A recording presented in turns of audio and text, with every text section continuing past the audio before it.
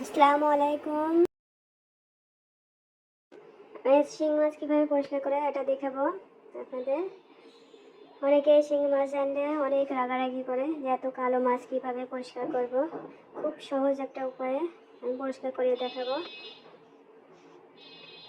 আমি 1 কেজির বেশি শিং মাছ নিয়ে এসেছি বাজার থেকে।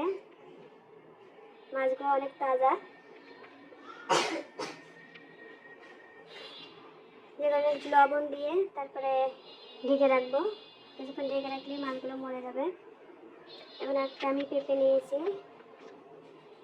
এই পেঁপে না ধুয়ে ওই চোচাগুলো ছিলে নেব আমি। ধোয়া যাবে না কিন্তু পেঁপে বাজার থেকে এনে আপনি ছিলে নেবেন। আমি ছিলে নিয়েছি, দেখেন পেঁপের কোয়াশসহ এটা নিতে হবে। কোয়াশসহ ছিলে নিয়ে আমি ব্লেন্ডার করে নেব। এদিকে দেখেন আমার মাছগুলো মারা গেছে, সব মাছগুলো। এখন মাছগুলো আমি কেটে নেব।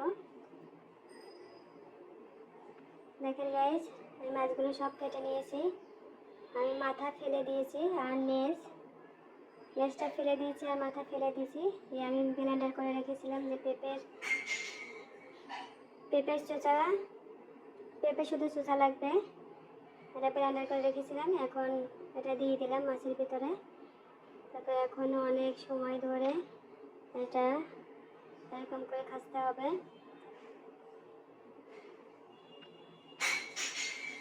বেশ কিছু সময় ধরে আপনারা এরকম করে নাড়াচাড়া করবেন,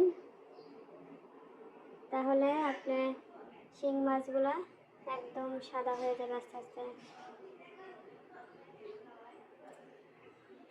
এর একটু সময় নিয়ে মাছগুলো এইভাবে পরিষ্কার করতে হবে। বেশ কিছু সময় ধরে এইভাবে কাচতে হবে মাছগুলো।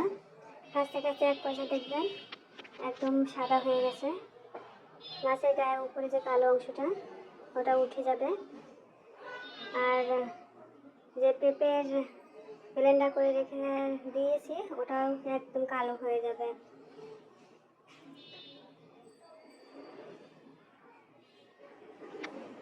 আমার এখানে সময় প্রায় 10 মিনিটের বেশি লাগছে। 10 মিনিট ধরে এরকম করতে হবে।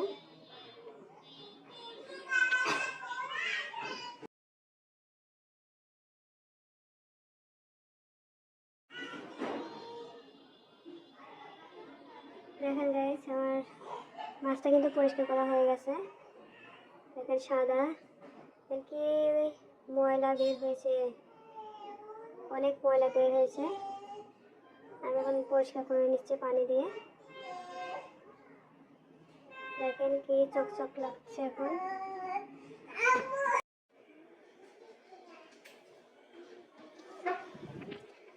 দেখেন গাইস, আমার মাছগুলো কি সুন্দর পরিষ্কার করা হয়ে গেছে।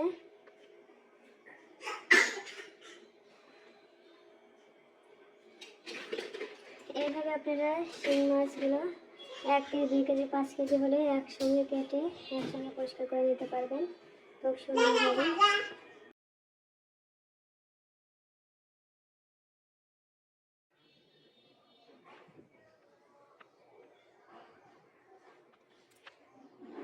মাছগুলো এইভাবে পরিষ্কার করে নেবেন।